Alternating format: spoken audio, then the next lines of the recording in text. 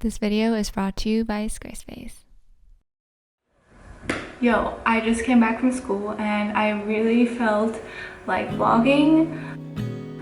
This video is like such a random compilation of different things that happened that I recorded.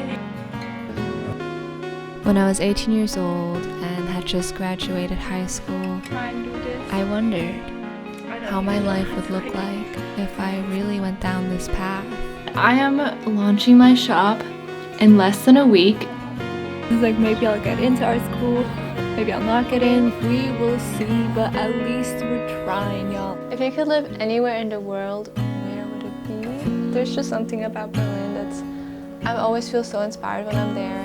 So I started practicing this yesterday and I'm already getting better.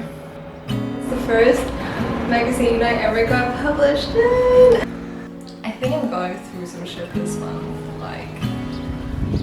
I had so many questions and there were so many uncertainties. And chasing my dreams would turn out to be a choice that I would make every single day. Some days choosing this path was easy, effortless even. And some days it took everything I had to stay on it and keep going. In today's video, I want to share with you everything I've learned as a young creative so far. It's a lot.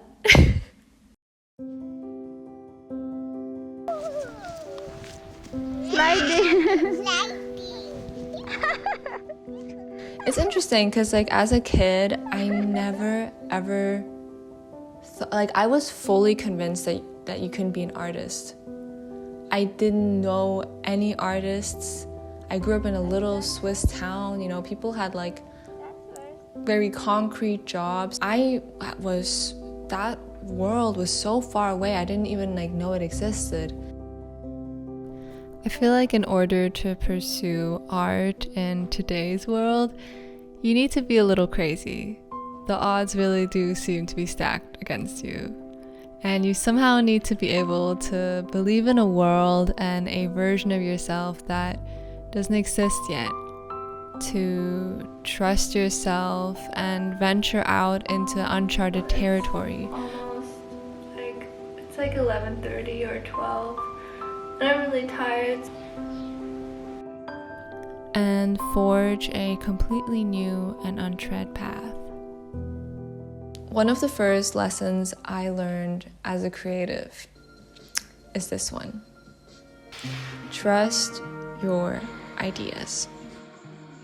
For the longest time, almost my whole life until I was 17, I didn't take those ideas seriously. They were there and then I was well, whatever. And then kept going about my day. And I didn't really acknowledge them. And so I went from that to being oh, maybe I should write these things down. I could write this stuff down. I don't know why. I don't know what I would do with that, but maybe I should. And then to oh, maybe I should execute one of those ideas.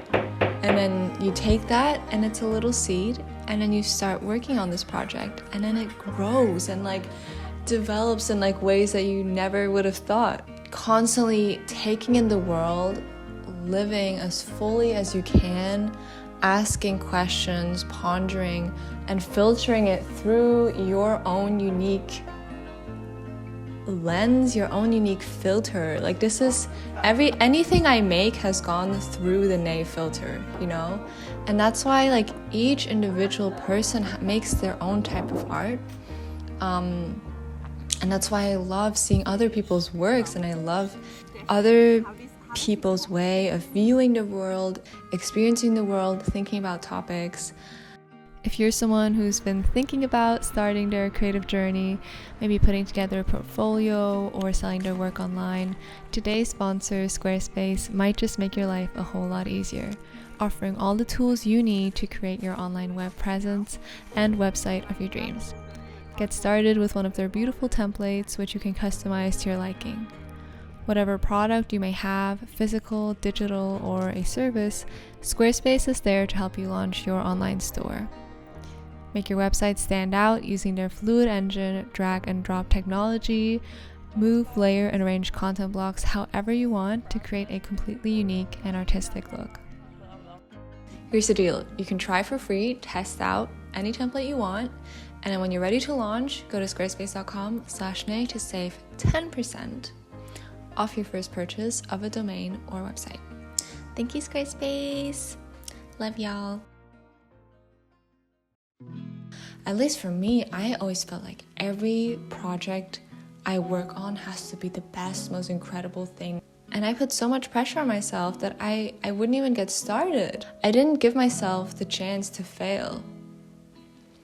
And that kind of also goes to show like how much of making art, of the creative process, it's so internal.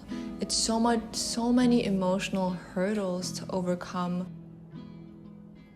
I think 2 years ago now, I really wanted to start an art shop, like sell art prints. I started working on this and I thought it had to be this big, grand thing, and when I launch it, I'm gonna have so many orders, and I need to have like my own printer, and I need to have enough stock, and like, you know, I need to still get pictures for my web shop.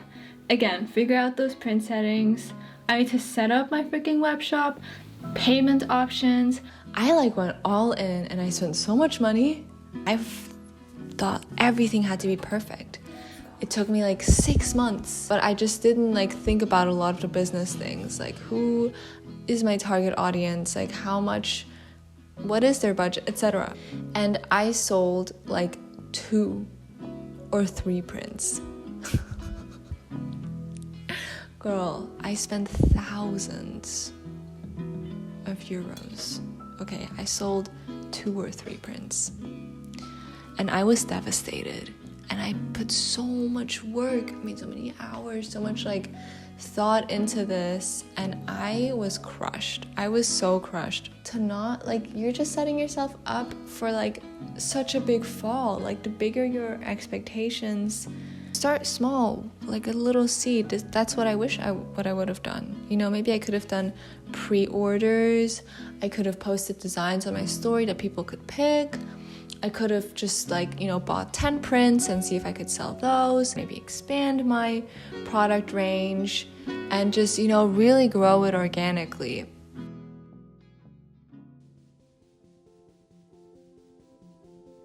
One of the possibly most important and valuable lessons I've encountered is learning how to deal with failure. If you want to grow, it's basically inevitable. But putting your mind towards something and having it not work out the way you want to can be painful. And it feels like you've wasted so much time. It feels like you've lost something when really everything you've ever done, anything you've ever tried in your life is valuable experience and research that you've gathered, which now can all flow into your life compass, as I like to call it, and can help you to make more wise decisions going forth. So when you find yourself in that spot, you have 2 choices: to either give up or to reflect, take a new approach, and keep going. Nobody tells this to people who are beginners. I wish someone told me. All of us who do creative work, we get into it because we have good taste. But there is this gap. For the first couple years you make stuff, it's just not that good. It's trying to be good, it has potential, but it's not. But your taste, the thing that got you into the game, is still killer. And your taste is why your work disappoints you. A lot of people never get past this phase. They quit. Most people I know who do interesting creative work went through years of this. We know our work doesn't have this special thing we want it to have. We all go through this. And if you're just starting out or you're still in this phase, You gotta know it's normal, and the most important thing you can do is do a lot of work. It is only by going through a volume of work that you will close that gap, and your work will be as good as your ambitions. It's gonna take a while. It's normal to take a while. You've just gotta fight your way through.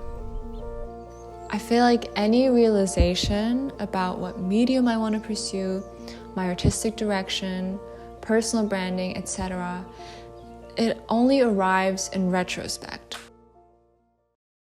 I mean, I'm sure so many people can relate to like jumping through so many different mediums, and like, you know, you kind of want to explore and be free and try all these things, and at the same time you're like, oh my god, I'm young, I need to pick my medium right now, I need to invest all the time I have and get really good at this, you know.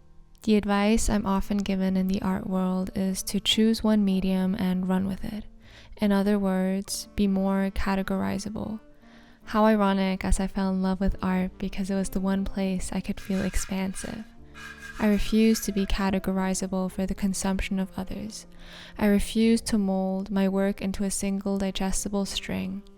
I'm not just a director, a curator, a painter, a performance artist, an educator. I'm a complex, multifaceted human who will present themselves as such. I believe in abundance and the continuum beyond binaries of how one can present themselves. To anyone who feels like they have to choose a medium, I feel you. It has like impacted me so much that I was in such a crisis which thing to choose that I just stopped making art. I was completely paralyzed. And I mean, I don't know, like I feel like everyone is gonna find their own way out of this. What helped me was to just like let all of that fall and just try to be free and to just try to tap into what I feel like doing each day. By creating and having fun, that gives you more energy and inspires you to create even more. In a way, I do want to say like, hey, you don't have to choose one medium. Make all the art you want to make. On the other hand, I do see that conversation of like, okay, that's one thing if you're just making art for fun. If you're trying to be a professional, like we save people as like, okay, nay, photographer. And then if someone needs photographer, they're like, photographer, nay. And if it's like, nay, director, photographer, content creator, illustrator, animator, we want the best of the best. And if she's spreading all of her energy on so many mediums, not sure if we want to hire her versus someone who only does that. Like I do see that thought process. And as soon as we get into the business side of things, you know, things clash a little bit. So that's I guess a conversation where there's not one answer.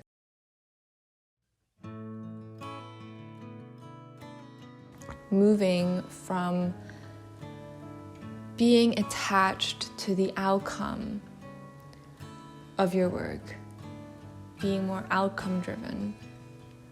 Moving from that to being more process driven.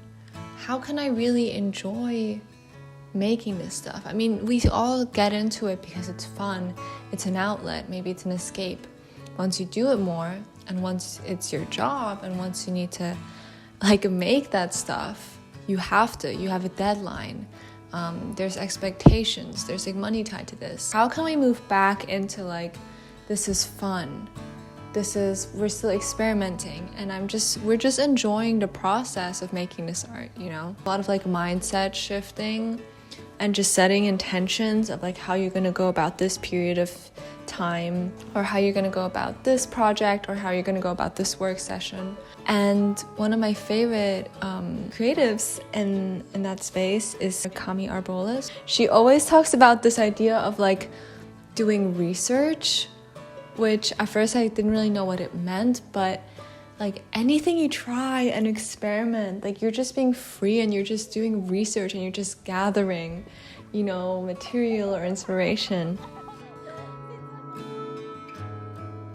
Now we're making mochi.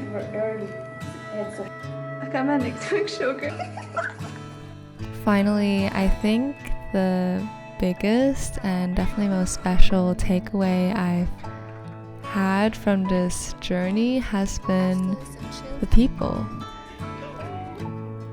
All of the amazing, creative friends I've made and have today. I mean, I look around and baby Nay, like, this was always her dream, to be surrounded by like-hearted souls who just, have this optimism for life and like making things. And I'm glad that by trying to get my voice out there in whatever form of art, it has reached the people that it has. And we have somehow crossed paths, and now I can share my life with them, learn from them, create together. Yeah, I think that's probably my favorite thing about this whole journey. Thank you so much as always, for being part of my journey. As I said, it's just given me so incredibly much, so much more than I ever could have imagined or hoped for. And like all of the incredible people I've met who might be watching even now, like, just feel very, very grateful. So yeah, I hope you have a lovely rest of your day, and I will talk to you soon. Bye.